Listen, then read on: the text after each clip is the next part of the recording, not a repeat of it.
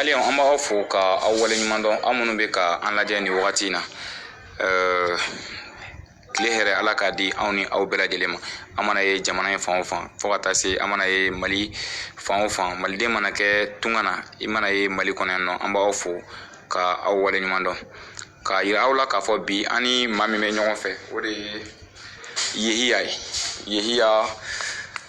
ale parti ɲɛmaa ye Yehiya Mayiga ale ye parti maliden hakilina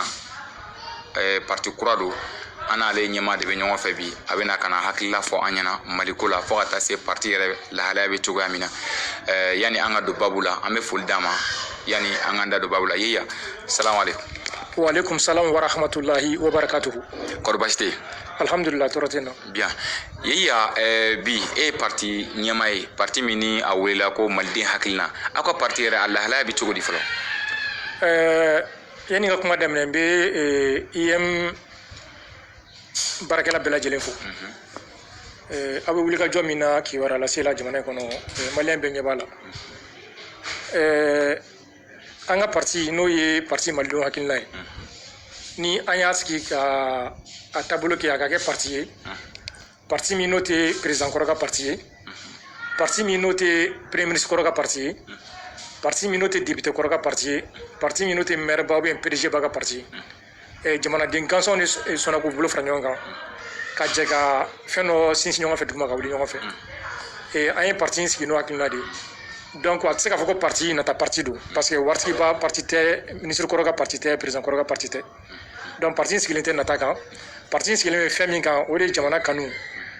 baara ladiriya ka baara kɛ cɛn ka jamana ka taa ɲɛ an ye parti sigi n'o o de ye donc alhamdulillah bi parti ka kɛnɛ kosɛbɛ. D'accord mais a ka parti a sigili ni bi cɛ a bɛ taa wagati joli la? An ye parti sigi le 4 juillet passé donc an bɛ se k'a fɔ nin y'a kalo kelen dɔrɔn ye le 4 juillet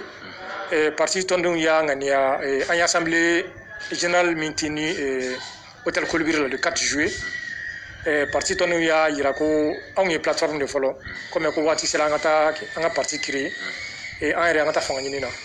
donc alhamdulillah parti créé le 4 juillet suite à une assemblée générale du parti à l'hôtel Colibri. D'accord o faamuna bi wulikajɔba dɔ bɛ ka kɛ Mali kɔnɔ maliden fanba bɛ a yɛrɛ a wulikajɔ la ni a daminɛna depuis le 5 juin on peut dire comme ça n'o ye mouvement M5 RFP mouvement M5 RFP wulikajɔ dɔ kɛ malidenw ye farila a kan fo ka taa se jamanakuntigi ka fanga yɛlɛmali ma. Mouvement M5 RFP est-ce que aw ka parti y'a lakodɔn?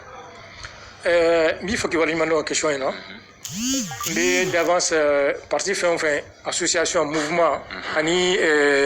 presse ani diaspora mɔgɔ mɔgɔ y'u sen don mouvement M5 RFP in ko la n bɛ bɛɛ lajɛlen fo ne yɛrɛ ka tɔn n'o ye malidenw hakilina an ye tɔn fɔlɔ ye mun ye déclaration du 36 mai in signé ne yɛrɛ bolo taara signé n ka parti tɔgɔ la o waati la anw ye plateforme de ye donc an kɛlen ka signé u ye directoire sigi mais anw tun tɛ directoire la parce que directoire sigi kuma ma constitué an ma ɲininka mais o bɛɛ n'a ta komi an ka faamuya fana tun ye min ye o de ye tiɲɛ yɛrɛ la président Ibrahim Boubacar Keïta san 7 kɔfɛ solution wɛrɛ tun t'a bolo Maliko la donc o tun dɔnnen don bɛɛ fɛ donc o de kama an y'an engagé i n'a fɔ u ye Troika tun ye weleli da kan da cogo min na ko maliyɛndenw kana an ka jɛ ka fara ɲɔgɔn kan ka kɛ kuluba kelen k'a ɲini président Ibrahim Boubacar Keïta fɛ démocratiquement et pacifiquement a ka fanga bila donc an kɛra tɔn fɔlɔfɔlɔ mun ye mun dar'o kuma in na tɔn fɔlɔfɔlɔ mun ye fɛn signé donc an kɔni ma don directoire la mais directoire ye mot d'ordre fɛn fɛn bɔ an ka parti y'a bɛɛ respecté manifestation fɛn o fɛn kɛra parti malidenw hakilina tɔnden yɛrɛ bɛɛ kɛnɛ kan parti caman bɛ yen nɔ waati la u tun bɛ tɔn in kɔnɔ mais i b'u ka tɔndenw de ye kɛnɛ kan mais i b'a sɔrɔ parti ɲɛmaaw yɛrɛ tun tɛ kelen mais an ye parti min ye ne ka tɔndenw tun bɛ yɔrɔ o yɔrɔ ne yɛrɛ fana tun bɛ yen donc ne yɛrɛ tun b'a kɛnɛ kan mouvement bɛɛ la pratiquement donc vraiment an y'an jɔyɔrɔ fini mouvement in kɔnɔ i n'a fɔ anw ye laɲini ta k'a kɛ cogo min na ko n'an bɛ don c'est à dire waleya ɲuman fɛn fɛn bɛ yen n'o bɛ taa jamana ka ɲɛtaa fɛ ou bien tɔn fɛn fɛn bɛ yen n'o bɛ taa jamana ka ɲɛtaa fɛ parti malidenw hakilina bɛ y'o kɔnɔ an b'an jɔyɔrɔ fi o la o de hukumu kɔnɔ an tun bɛ M5 kɔnɔna la mais bi bi in na laɲini tun ye min ye n'o tun ye président ka démissionné président démissionnera alhamdulillah an y'a ye autorité morale n'o ye Imam Mahamudu Diko ye ale ko k'a b'a ka participation sonsori nin yɔrɔ in na anw yɛrɛ fana laɲini sabatilen kɔfɛ président démissionné une semaine après anw yɛrɛ fana ye gafe ci M5 ɲɛmaaso la k'a fɔ ye ko an fana b'an ka participation sɛmɛ nin yɔrɔ la n'a mɛn ko laɲini min n'o tun ye IBK ka démission IBK démissionné an fana y'an ka participation sɛmɛ nin yɔrɔ in na mais an ni mɔgɔ ma bila ɲɔgɔn na a kɛra baara kɛra hɛrɛ kɔnɔ a kɛra badenya a kɛra bɛn kɔnɔna la donc an bɔra dɔrɔn parce que an ka laɲini kun ye min ye n'o kun ye IBK ka démissionné n'o de kun y'an ladon jɛ in kɔnɔ laɲini sabatira donc an to kun tɛ jɛ in kɔnɔ tuguni donc an y'an ka participation sonsori nin yɔrɔ la an bɛ ka continuer an ka parti baara fɛ. D'accord, o kɔrɔ b'a yira k'a fɔ aw tun bɛ mouvement M5RP la mais président démissionné la aw jɔra bawo objectif tun ye président ka démissionné de mais halisa mouvement M5RP bɛ ka taa a ka baaraw fɛ an y'a ye wulikajɔw bɛ ka kɛ u fɛ e hakilila ye jumɛn ye u ka wulikajɔ kɔsan ninnu na aw tɛ mun na. Bon, vraiment kɔni comme y'a fɛ cogo min na an kɔni bɔra ni mɔgɔ ma bila ɲɔgɔn na basi m'an bɔ o kun y'an ka faamuya kɛcogo ye mais parti dɔw tora a kɔnɔ halisa olu bɛ wuli ka jɔ la o tora a kɔnɔ kun min na ou bien u bɛ ka laɲini min kɛ peut-être olu de b'o dɔn mais an kɔni bɛ min na an b'an ka parti baara dilan nin wagati in na an bɛ ka jamana taabolo jateminɛ n'an kan k'an sen don min na an b'o kɛ inchallah. D'accord. Voilà. Bi aw bɛɛ lajɛlen bɔra kalama wagati tɛmɛnen fo ka taa se dɔgɔkun tɛmɛnen je peux dire wulikajɔ weleweleda kun kɛra CNSP mɔgɔw fɛ olu yɛrɛ min ye fanga dafiri ni hali n'a fɔla ko fanga dafiri tɛ k'u nana ka na baara in parachever de u tun ye weleweleda ka ɲɛsin maliden bɛɛ lajɛlen ma k'an ka ɲɔgɔn sɔrɔ CICB la taama in comment on appelle réunion in sigikafɔ in bɔra a ma. Sigafɔ bɔra a ma yan'o cɛ an ye M5RP mɔgɔw fana ka communiqué ye k'a fɔ ko olu ma bonya ma don olu la ko in na donc i bɛ se ka jumɛn fɔ sigafɔba in bɔlen a ma. Comme n y'a f'i ye cogo min na CNSP mɔgɔw ka constitution c'est à dire u ye CNSP créé président ka démission kɔfɛ mais yan'olu ka o waleya in cɛ jamanaden fanba de bɔra a bɛ kalo caman bɔ ka bɔ carré kɔnɔnaw la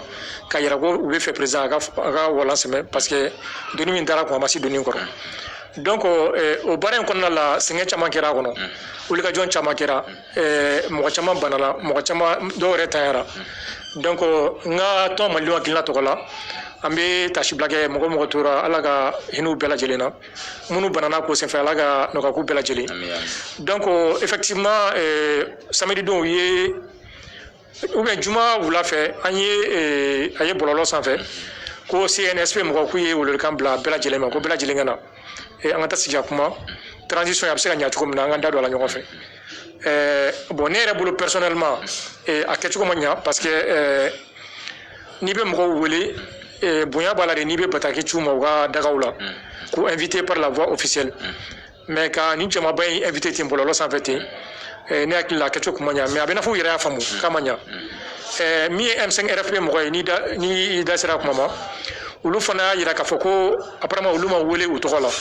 a bɛ i n'a fɔ o de y'u ka problème ye a bɛ i n'a fɔ wele kɛcogo ma diya o fana ye parce que o mu M5RP sɛbɛnni ye gafe kɔnɔ donc a bɛ i n'a fɔ o de y'a to u kun ko k'u tɛna ye kɛnɛ in kan bon o bɛɛ n'a ta an kɔni an ye welewelekan ye i n'a fɔ an y'a fɔ cogo min na n ko waleya n'o bɛ taa jamana ka ɲɛta sira fɛ ou bien tɔn n'o bɛ taa jamana ka ɲɛta sira fɛ n'an welela an bɛ s'a kɛnɛ kan donc an kɔni kun taara a kɛnɛ kan an taara kɛnɛ kan ka taa a lajɛ kuma jumɛn bɛ na fɔ yen nɔ baara bɛ na ɲɛ cogo min na n'an kan ka da don a la an ma da don a la mais effectivement après u yɛrɛ y'a annulé ko pour un problème d'organisation k'u y'a suspend à une date ultérieure donc an y'o ye an bɛ k'o kɔnɔ ni a kɛra cogo min na n'u y'an wele ou bien ni an kan ka s'a kɛnɛ kan ni ala sɔnna ma an bɛ y'a kɛnɛ kan. D'accord M5RP mɔgɔw k'a fɔ ko olu ma wele u tɔgɔ la hali n'a y'a sɔrɔ wulikajɔ baden kɛra olu fɛ k'a fɔ u ni bonya man kan ko in fana kɔnɔ bien wilibaliya u tɔgɔ la est-ce que u ni bonya fana man kan ko in kɔnɔ. Bon ne yɛrɛ ka faamuya ye min ye i n'a fɔ n y'a f'i ye cogo min na wele kɛcogo ma ɲa je pense que u yɛrɛ y'a CNSP mɔgɔw yɛrɛ y'a faamu k'a kɛcogo ma ɲa donc mais ne b'a dɔn ni wele bɛ kɛ M5RP in kɔnɔna la mɔgɔ camanba de wuli ka jɔ kɛ ni a dɔw bɛ dɔw tora M5 kɔnɔ dɔw tɛ M5 kɔnɔ bilen i n'a fɔ an n'a ɲɔgɔnnaw an ye kalo baden kɛ wuli ka jɔ la ka ɲini président ka démissionner donc ni wele bɛ kɛ a ka kan u ka mɔgɔw wele wele cogo la wele cogo min ni effectivement bonya b'a kɔnɔ ni karama b'a kɔnɔ ni o b'a to a bɛ mɔgɔw jadu yɛrɛ la jamana ko baara la parce que M5 RF CNSP bɛ yɔrɔ min na a ma kan erreur dɔ bɛ yen nɔ k'olu sɔrɔ donc mɔgɔw sigilen don k'u lajɛ ils doivent travailler avec la plus belle des manières professionnalisme kɔnɔna la donc n'u bɛ organisation kɛ ou bien n'u bɛ mɔgɔw wele b'u jija a ka kɛ avec la manière quoi bonya b'o yɔrɔ de la. D'accord, an bɛ aw hakili jigin an minnu b'a la ka an lajɛ nin wagati in na bi an bɛ ani belebeleba min bɛ ɲɔgɔn fɛ o de ye parti ɲɛmaa ye parti min bɛ n'a tɔgɔ ye malidenw hakilina aw malidenw aw de hakilina ko don ko olu bɛ baara kɛ ni o de ye min ka ɲi faso ma ka se ka baara kɛ ni ka taa o sira kan a tɔgɔ ye Mayiga Yaya Mayiga donc an n'o de bɛ ɲɔgɔn bolo Yaya Mayiga ɲininkali min bɛ an bolo nin san bɛɛ lajɛlen y'a dɔn jamanakuntigi kɔni ka fanga binna donc fanga binna ni fanga binna an bɛ tɔnba dɔ kɔnɔ n'o ye CEDEAO ye CEDEAO maaw bɛ ka ɲangati berew caman ta ka da an kan hali n'a y'a sɔrɔ u ye dɔw bɔ a la n'o ye kuranko ni furako ni pétrole-ko ye u ye olu bɔ a la mais halisa ɲangati wɛrɛw bɛ yen an kan e bɛ CEDEAO mɔgɔw faamu cogo di mɔgɔw kan ka fɛn min faamu c'est que CEDEAO ye Mali de ta ye parce que le Mali est signataire du traité ok donc o hukumu kɔnɔna la traité ninnu ye bɛnkanw de c'est à dire jamanaw b'u bɛnkan dɔ de bɛ sɛbɛn jamanaw b'a décider ka don a la ou bien ka bɔ a la donc CEDEAO Mali b'a kɔnɔ a mɛnna a bɛ san caman bɔ CEDEAO mɔgɔw taabolo de b'u la n'u b'a fɔ ma principes fondamentaux wa principes fondamentaux ninnu na olu ye min dɔn ni rupture de la constitution kɛra transition minnu bɛ sigi civil de kan ka diriger olu ka faamuya taabolo ye bon ni a ma kɛ o cogo la dɔrɔn u bɛ sanction ta ka jamanaw sɛgɛrɛ mais une fois de plus olu ka charte la taabolo tun ye min ye u bɛ jamanaw de sanctionner n'o jamanadenw i n'a fɔ jamana ɲɛmaaw ni mɔgɔ minnu ma se ka u ka jamana baara ka ɲɛ ou bien des trucs comme ça ok bon n'i y'a jateminɛ jɛkulu kɔnɔ CEDEAO ye jamana 15 de ok ni Mali b'a kɔnɔ o jamana 15 n'i y'a jateminɛ bɛɛ gulogulon ni ɲɔgɔn na d'une manière ou d'une autre n'i ko i bɛ jamana dɔ sanctionner dɔrɔn n'i m'i kɔlɔsi a bɛ k'i la k'i bɛ gɛlɛya lase o jamana dɔrɔn mais i b'a sɔrɔ i bɛ jamana lase espace bɛɛ ma communauté bɛɛ ma o de kama an y'a ye nin conseil in na Ivoiriyɛnw ka sogo da bɛ ka gɛlɛya et en termes de commerce Mali ni Sénégal cɛ du fait que parce que le Mali est un pays de consommation aussi bien vrai que nous sommes un pays exportateur mais nous sommes un pays de consommation aussi c'est-à-dire Maliens bɛ taa fɛn caman san o jamana nin kɔnɔ n'i y'a jateminɛ taji fanfɛlaw la ciment ko fanfɛlaw la Sénégal jamanaw ni des trucs comme ça donc CEDEAO bɛ ka sanction min ta ka kɛ Mali kɛrɛnkɛrɛn a maɲi u yɛrɛ ma a maɲi CEDEAO jamana si ma o de y'a to an ye jamana caman ɲɛmaaw ye n'o ye Macky Sall ye n'o ye Burkina président ye Guinée Bissau olu ko sanction ninnu maɲi ko ka sanction sonsori ou bien n'a ma ɲɛ sanction bɛ kɛ fɛn dɔw bɛ yen olu kana kɛ sanction kɔnɔ donc grosso modo CEDEAO b'a ka baara de la a b'a ka baara la mais a kan ka faamu ko nin waati in na an bɛ yɔrɔ min na surtout Covid ko in ye ko caman gɛlɛya commerce ta fanfɛla fɛ jamanaw ka baaraɲɔgɔnya ta fanfɛla fɛ n'i ko i bɛ gɛrɛntɛ ta k'i ka jamana dɔ sɛgɛrɛ i bɛ gɛrɛntɛ lase communauté bɛɛ ma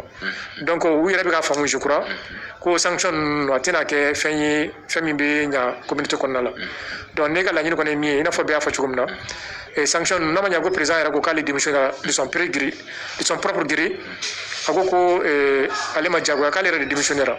n'a ma ɲɛ président yɛrɛ de démissionnera donc sanction tun tɛ bilen donc an b'a ɲini u fɛ sanction ninnu ka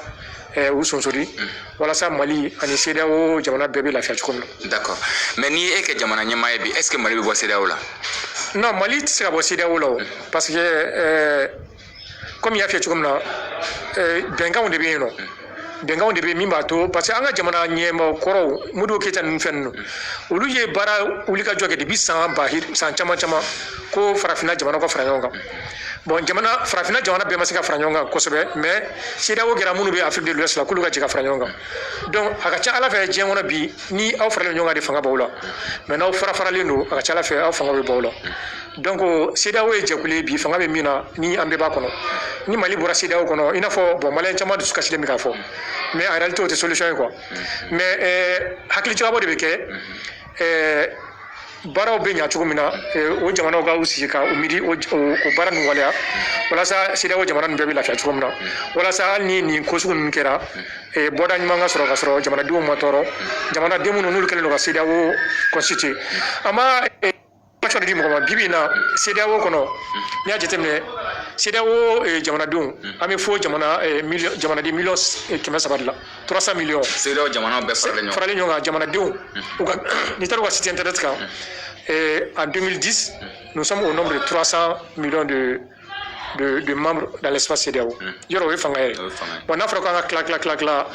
o man ɲi kosɛbɛ CEDEAO ma quoi. Voilà. D'accord, an bɛ tɛmɛ ni an ka ɲininkali ye halisa weleda min fana kɛra c'est-à-dire toujours an bɛ ji la sɛnɛ na wele min kɛra M5 CNSP mɔgɔw fɛ ka ɲɛsin malidenw ma an y'a ye M5 RP mɔgɔw o murutila fana ka imam ye u laseli dɔw kɛ CICB comme on appelle palais de la culture kɔnɔ ka ɲɛsin CNSP ma parce que n'u nana k'u bɛ kɛ solution k'u kana kɛ problème ye bon an y'a ye Isa Kawudi fana bɔra a ye kuma caman fɔ mais e yɛrɛ bolo CNSP ni M5 RP kan ka collaboration kan ka kɛ cogo di? N bɛ min fɔ mɔgɔw ye ni an bɛ kan k'o faamu Mali in bɛ kɛ jamana min ni maliyɛnw yɛrɛ sɔnna a ka kɛ min ye c'est à dire an ka jamana Mali bɛ kɛ jamana ye ni maliyɛndenw yɛrɛ sɔnna a ka kɛ min ye i n'a fɔ n y'a fɔ cogo min na maliyɛnden caman de ye wulikajɔ caman kɛ yanni CNSP mɔgɔw ka na u sen don a la mɔgɔ minnu y'o wulikajɔ kɛ tiɲɛ yɛrɛ la olu mɔgɔ si man ka écarter mɔgɔ minnu tora M5 kɔnɔ minnu tun bɛ mouvement kɔnɔ ni olu bɔra bi mais n'u ye wulikajɔ kɛ président ka taa ninnu bɛɛ sen kan ka don ko in na donc transition kuma man ka kɛ ko CNSP bɛ M5 RP mɔgɔ sen bɔ la o tɛ se ka kɛ quoi parce que olu de wulikajɔ kɛ a mɛnna et puis jamanadenw de fana don M5 RP mɔgɔw jamanadenw de don donc mɔgɔ o mɔgɔ ye wulikajɔ kɛ M5 RP yɛrɛ dɔrɔn tɛ olu bɛɛ de sen kan ka don nin ko in na bɛɛ de kan ka wuli donc k'a fɔ k'i bɛ M5 RP sen bɔ kɛlɛ na bi ça serait une très grande erreur min ni CNSP mɔgɔ man ka sɔn ka kɛ voilà donc a n'o kɛ ka u ma ka écarter au contraire u kan ka wele i n'a fɔ mɔgɔ wɛrɛw ye wulikajɔ kɛ wagati min na u nɔfɛ n'olu dɔ tɛ M5 kɔnɔ i n'a fɔ anw yɛrɛ b'a la cogo min na i n'a fɔ mɔgɔ wɛrɛw b'a la fɛn o fɛn wulikajɔ kɛ bɛɛ de kan ka wele k'u ɲininka u k'u hakilinata di u sen ka don a ko la. D'accord. An bɛ taa ɲɛfɛ halisa ni an ka ɲininkali ye Mayiga bi an ɲɛ b'a la k'a fɔ maa minnu ye kɛlɛ kɛ minnu ma kɛlɛ kɛ bɛɛ b'a la ka proposition kɛ mais CNSP mɔgɔw n'u ka ɲɛmaa ye Koyita ye a ye wuli kɛ o don na ka ɲɛsin an ka jamanakuntigi kɔrɔ ma n'o ye Musa Tarawele e bolo o sira in ye sira ɲɛnama ye? O sira in ye sira ɲɛnama ye normalement parce que en général ni mɔgɔw nana fanga la kuma dɔ la a bɛ se ka kɛ u to u yɛrɛ ka kɔɲɛ na i n'a fɔ u y'a fɔ cogo min na n'i nana fanga la a ka kan ala ye an bɛ yɔrɔ min bi ala ye Mali garisɛgɛ a ka président kɔrɔ caman na minnu ka mara kɔnɔ dɔw ka mara fisayara ni dɔw ta ye dɔw ye erreur dɔ kɛ donc a kɛra cogo o cogo ladilikan b'u bolo ka di mɔgɔw ma donc Musa Tarawele dɔrɔn tɛ ne bolo o kan ka wuli ka se Mali président kɔrɔ bɛɛ ma Alpha Umaru Konare bɛ yen ATT bɛ yen Musa Tarawele bɛ yen ainsi de suite hali premier ministre n'u bɛ se donc ni ka wuli ka se ninnu ma k'u hakilina ɲininkali kɛ u k'aw bilasira ne bolo o ye koba ye ani mɔgɔba wɛrɛw bɛ jamana kɔnɔ min tɛ président kɔrɔw ye des gens minnu kunkolo ka ɲi minnu bɛ kodɔn jamana kɔnɔ u bɛ se ka wuli ka se ninnu bɛɛ ma k'u hakilina ɲininkali kɛ k'u bilasira parce que ne bolo démarche ye min ye baara bɛ ɲɛ u bolo cogo min na ne bolo o de y'u bila ka taa Musa Tarawele fɛ yen ma dala n'u bɛ taa ko wɛrɛ kama mais u yɛrɛ bolo baara bɛ ɲɛ cogo min na je pense que o de y'u bila ka taa donc n'o o don Musa Tarawele y'u bisimila a y'a ka rôle kɛ mais u ka continuer ka mɔgɔw ɲininkali kɛ président kɔrɔw minnu ye erreur minnu kɛra ou bien a kan ka ɲɛ cogo min na peut-être n'u bɛ se k'u bilasira ladira sira kan jamana bɛ taa ɲɛ cogo min na u kan ka se k'o waleya ninnu bɛɛ lajɛlen kɛ. D'accord. Bi an bɛ transition ko kumaw bɛ ka sen na mais an y'a ye CNSP mɔgɔw ye document dɔ publier officiellement journal officiel kɔnɔ n'o o ye acte fondamental ye mais olu y'a yira k'a fɔ ko constitution ma sonsori ko constitution bɛ en vigueur mais olu ye acte fondamental dɔ ta FMA bon o fila ni ɲɔgɔn cɛ malidenw ye ɲɔgɔn sama a ko la kosɛbɛ e hakilila ye jumɛn ye ani ka parti? Acte fondamental bɛ kɛ de ni rupture de la constitution nana c'est-à-dire n'an bɔra constitution kɔnɔ a dɔw la a bɛ kɛ président ka sɛbɛn bila ye baara bila ye ou bien ni coup d'état ni olu ni ɲɔgɔnnaw donc n'olu ɲɔgɔnnaw kɛra i n'a fɔ an ye min ye 92 mɔgɔ minnu y'a waleya u bɛ acte fondamental kɛ walasa ka légitimité d'u yɛrɛ ma u bɛ se ka baara kɛ cogo min na n'o ye nomination ye ou bien ka loi dɔw ta des trucs comme ça ok bon mais ninnu ta ye mɛn cogo min na an ye min ye bɔlɔlɔ sanfɛ n'an y'a référé 92 ta kan o y'a sɔrɔ constitution tun tɛ Mali la donc CTSP u ye acte fondamental dɔ kɛ u y'a validé à travers une conférence nationale assise nationale dɔ de kɛra min y'a validé donc ne bolo ni constitution dɔ b'an bolo déjà i n'a fɔ an ka constitution b'a bolo cogo min na de février 92 olu tun man ka na ni acte fondamental wɛrɛ ye k'u b'o modifier parce que Mali gɛlɛya dɔ ye min ye n b'a fɔ bi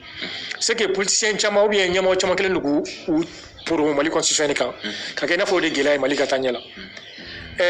Mali constitution tɛ gɛlɛya ye Mali taabolo la peut-être a bɛ se ka kɛ fɛn dafalen mais Mali bɛ yɔrɔ min na Mali bɛ se ka développer ka sɔrɔ constitution in ma yɛlɛma. Ah bon? Non, Mali constitution ni an ye ɲɛmaa minnu sɔrɔ 92 ka se bi ma ni u kɛra ɲɛmaa ɲuman ye u bɛ se ka jamana in diriger ka ɲa k'an bɔ nɔgɔ la ka sɔrɔ constitution in ma falen. Donc bɛɛ bɛ k'i pour constitution de kan k'o de kɛ problème or que constitution tɛ problème ba ye mais an bɛ min fɔ dɔrɔn CNSP mɔgɔw ka acte fondamental normalement constitution in kan ka bɔ yen nɔ de olu ka acte kɛ mais an y'a jateminɛ k'a lajɛ u y'u ka acte fondamental na constitution kɔrɔ article caman b'a kɔnɔ c'est comme si u y'a kɛ k'a dafa de bon o yɔrɔ in de la mɔgɔw ma fɛn caman faamu parce que soit acte fila tɛ se ka baara kɛ wa constitution fila tɛ se ka baara kɛ soit a bɛ dɔ in bɔ yen ka na n'aw ta in ye soit a bɛ continuer ni kɔrɔlen mais o yɛrɛ fana ka bɔ yen nɔ u ka acte fondamental gɛlɛya dɔɔni b'a kɔnɔ parce que acte fondamental kan ka kɛ n'a bɛ rédiger a man ka rédiger ni fan kelen ye quoi donc o bɛ mɔgɔ compétence de wele ka na an bɛ sigi ka kuma mun kan ka k'a kɔnɔ mun man ka k'a kɔnɔ ensuite an bɛ taa assise nationale la assise nationale de b'a valider bon acte fondamental filɛ nin ye pour que k'u yamaruya u ka se ka baara kɛ jamanadenw sɔnna ma a ka kɛ tan nɔ mais o ma kɛ an balila k'a ye dɔrɔn réseaux sociaux kan u y'a kɛ ka publier o de ye caman dusukasi o de y'a to caman ma fɛn caman faamu a la donc min bɛ se ka kɛ a ma caya halisa ye moi je pense que u bɛ se ka force vive wele ka acte fondamental yira mɔgɔw la mɔgɔw k'u hakilinata di a kan min ka ɲi u ka ta kɔnɔ min ma ɲi u ka bila ensuite an ka taa assise nationale ou bien conférence nationale la min bɛ acte fondamental valider walasa baara bɛ se ka kɛ a bɛ se ka ko jamanadenw sɔnna a ma parce que an bɛ yɔrɔ min na sisan nɔ olu yɛrɛ ka fɛn caman na kuma min faamuyalen don bi o de ye ko coup d'état ma kɛ a fɔra ko président de démissionné n'a yɛrɛ ye donc n'a sɔrɔ président démissionné n'a yɛrɛ ye an ka continuer constitution kɔrɔ in ye dɔrɔn tout aussi simple que ça mais ni démission n'a sɔrɔ coup d'état de kɛra ni coup d'état kɛra à ce moment acte fondamental bɛ se ka na mais o acte fondamental in jamanadenw de bɛ sigi k'a lajɛ parce que commission dɔ de bɛ sigi o commission de bɛ hakili jagabɔ k'a kan n'o ye hakili jagabɔ k'a kan o bɛ gafew préparer ensuite mɔgɔw bɛ wele ka na bɛɛ bɛ wele ka na fasiw bɛ wele ka na a bɛ amendé ensuite a bɛ voté par une assemblée ou bien par une conférence nationale à ce moment ça sera un document légitime pour le pays olu bɛ se ka baara kɛ ni min ye voilà donc ne ka faamuya ye nin ye ale ko la quoi. D'accord. O acte fondamental kelen in kɔnɔ c'est-à-dire ni a bila waleya la o b'a yira k'a fɔ ko Assimi Goïta de bɛna kɛ Mali ma ɲɛmaa ye ni u ka acte fondamental kɔnɔna ta k'a lajɛ mais bi transition ko la e bɛ se ka proposition jumɛn kɛ malidenw ye a ɲɛmaa ko la ani a gouvernement sigicogo ko la. bɛɛ lajɛlen kan ka fɛn min faamu o de ye transition tɛ instrument légitime pour diriger un pays transition ye waati tɛmɛ ko de ok o de kama n bɛ deli k'a fɔ n y'a fɔ radio Rampart la ni yɔrɔ wɛrɛ caman na Mali transition in man ka kɛ fɛn janya ko ye a man ka janya CEDEAO mɔgɔw bolo i n'a fɔ n y'a fɔ cogo parce que niveau fila de b'a la Mali kɔnɔ ani CEDEAO la bon an bɛ jɛkulu de kɔnɔ n'o CEDEAO ye olu ka baara taabolo la transition in civil de kan ka diriger ok bon Mali kɔnɔ politicien mɔgɔ minnu ye ni ala ye garisɛgɛ d'u ma n'u ye jamana in mara ka tɛmɛ n'u ma se ka jamana bɔ tigɛ kɔnɔ kosɛbɛ jamanaden caman dusu cɛnnen don mɔgɔ nin kɔrɔ a ɲini min ye ko non ko militaire ka transition gérer bon an ka tɔn kɔnɔ malidenw hakili la an yɛrɛ ye hakili jagabɔ kɛ moi personnellement moi j'ai pas de problème à ce que militaire ka transition gérer mais ne yɛrɛ ka proposition dɔw ye u ka transition di militaire ma u ka transition gérer ensuite premier ministre ka kɛ civil ye ensuite membre du gouvernement tɔw parce que mɔgɔ caman ko parti politique écarté parti politique man ka écarté parce que comme an ka sariyaw b'a fɔ de ko les partis politiques concourent à l'exercice à l'expression du suffrage universel c'est-à-dire ka fanga ɲini ka fanga exercer o ye parti politique ka baara de o tɛ ministère ka baara ye ok c'est pourquoi normalement civil de kan ka diriger mais ni civil n'a ma kɛ ten militaire ka transition diriger o tɛ problème o ye ne yɛrɛ ka proposition dɔ ye u bɛ se ka transition présidence di Assimi Goïta ma ou bien premier ministre ka kɛ civil ye maintenant gouvernement kɔnɔna la a kɛ gouvernement restreint mɔgɔ 20 maximum mɔgɔ 25 a cayalenba ye parti politique ka ta k'a lajɛ mɔgɔ minnu bɛ yen n'u ma politique kɛ ka tɛmɛ ni u nɔgɔlen tɛ n'u dama ye yuruguyurugu kuma ni fɛnw na u ka parti politique ta k'olu kɔnɔna la k'olu mɔgɔ ninnu dɔw wele ka na olu ka don gouvernement la plus la société civile syndicats et autres. Nous avons dafa ou gouvernement formé, gouvernement restreint. Mais transition, comment bien y aura mina bibina, nous qui nous avons fait là-bas, ou de transition durée. Comme il y a fait comme ça, on a cherché un baba pour que normalement le président démissionnaire, au cas où l'Assemblée nationale bénin, le président intérimaire, il a entre 21 et 40 jours pour que la transition organisée. Entre 21 et 40 jours pour que la transition, que l'élection organisée, et on a une constitution. Donc, nous avons prochain mi, n'a pas encore au président de l'Assemblée ténon, mais transition quand on a maximum 3 mois à 6 mois. Ne bolo ne ka jate odi amanga take sans fla sans savoir comment donc on va faire on va barage entre 3 et 6 mois transition ko kono par exemple dans 6 mois ke ni malé do ya jate me ka foko transition tabolo kan o se ka essayer une année aka dawmo parce que femi fana kan ni be barake ni barabe ke il faut que un mois baraka se ka évaluer quoi aka do est-ce que baraka tabolo kan ou ya tabolo mai parce que fana ban je ko la barawla donc transition ke entre 3 et 6 mois na sera 6 mois aga évaluer kala je est-ce que barata bolo bi kan lumga wasani barata bolo ni barata bolo mai aga passer élection ga organiser passer civilement ni barata bolo kan ça continue jusqu'à une année ka bara fin to la sania mais en aucun cas transition manga teme 6 mois jusqu'à une année kan ko to fana fo mo goyi na wa jete bi yoro kele mi no ye malé on nya joro no ye ni malé donga danabu ulumu ko kan ou bien ni ou bien malé no armée mali be nya joro be armée de la bi mais anga que ça armée ka transition dirigée 3 mois 6 mois kata une année ma aka ke ulu ka transition ma malé no ni misi wasa ou bien ka transition ma wala ala na wala mi no ka sa ka président ko min taraka ola dana mi be malé ni o sura sunu nyokote o dana ya o tien ko ça va o dana be tien et ni amon kolosi malé do rebina banko armée pire encore malé no so wuli ali armée kama o duye la nyini anga la nyini toy o de kan éviter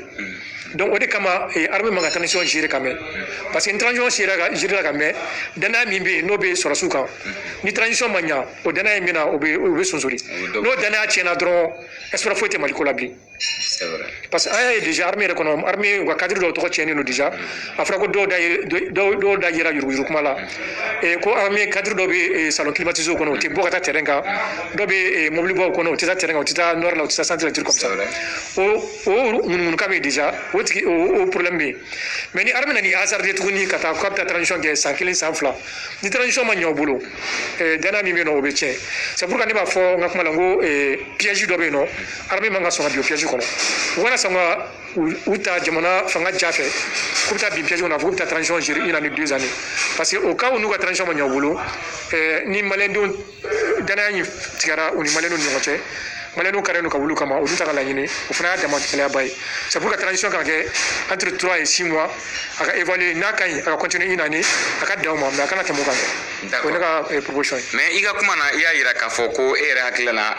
surasu de ka transition gérer mais c'est là où mo be ka civil ko kuma fo est-ce que otina ka gele mali c'est là où fana nyonte absa ka gele mais encore une fois c'est là où kanga jamra dunga hakilana nyonalke je pense que c'est ce qui est prioritaire namanya président de la République démissionné na ready parce que ni président comme uluga la nini bay mi o président o mo to constitution de kono président a to place là mais namanya président re boire nga ba ulu re président démission constatation qui est déjà donc maintenant en ce moment jamana do me femi fo kango de la je ni jamana dem famba ko transition a diriger ni militaire ulu kanga soma ka jamana accompagner au sensika wala ça avec transition ya tukumna. Voilà, je pense que au cas où tabulé plutôt qu'à essayer de grandir la jamana jamana donga hakilina la ko d'accord ni ibla jamana de nyefe bi kika adresse à la nation kula ika kuma be se ka ke jumeni jumeni ne ka kuma be ke mi dron jamana mago be jamana donga fara yonga de alsa bibina ala ke jamana nyama be CNSP mago de bulu donc wala no be jamana donga fara yonga o cas où tabulé nega tongo no mali hakila na fo ya fo chumina sababu no be ke jamana ka tanye ko be mi ke jamana dum ka fo nyokona wala sam se ka jega antike di nyokoma jeliya la dira kono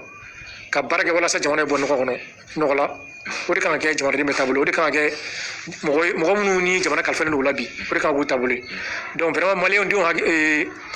mɔgɔw ye min na bi o de ye bɛn fara ɲɔgɔn kan parce que défi ka ca défi sécuritaire bɛ yen o kan ka régler rapidement Mali kalanko article 39 o kan ka régler rapidement santé ko plateau technique amélioré an ka hôpitaux kɔnɔ SATSESCOM la o kan ka kɛ rapidement lakana Mali Bamako yan nɔ ani an ka région na ça c'est des défis ka ca défi bɛ se ka régler cogo dɔrɔn de ni jamanadenw sera ka fara ɲɔgɔn kan ka kafo ɲɔgɔn na an ka jɛ k'an bolo ɲɔgɔn ka baara kɛ